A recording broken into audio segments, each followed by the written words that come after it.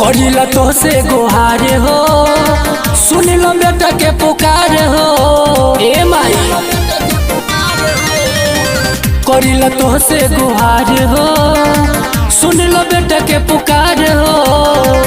भीड़ा वाली माई रहुए बमर जी हो, सपनवा हमार पूरा कदी जल्दी हो। बेटा के पहना दो अरमी वाला वर्दी हो, सपनवा हमार पूरा करी जल्दी हो। बेटा के पहना दो अरमी वाला वर्दी हो।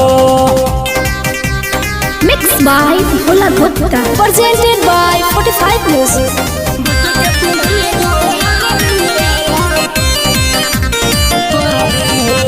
कैसन हाल भइल बा बिहार के माई, ना निकली बहाली तो कैसे आर्मी में जाई।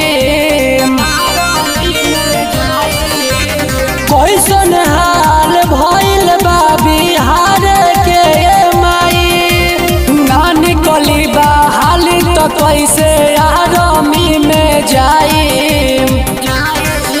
ये खातिर होला गुंडा कर दी हो, सपनवा हमार पूरा जल्दी कर दी हो। बेटा के पहना दो अरमी वाला वर्दी हो। ए माँ सपनवा हमार पूरा जल्दी कर दी हो। बेटा के पहना दो अरमी वाला वर्दी हो।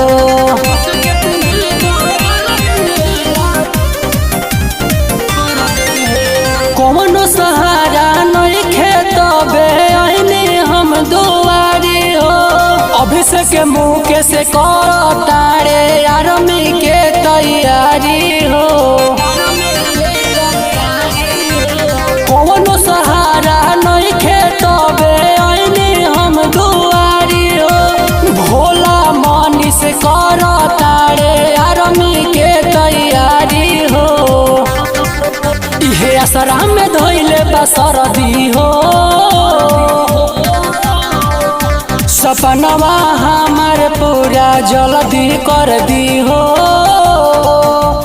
बेटा के पहना दो अरमी वाला वर्दी हो, सपनवा हमार पूरा जल्दी कर दी हो।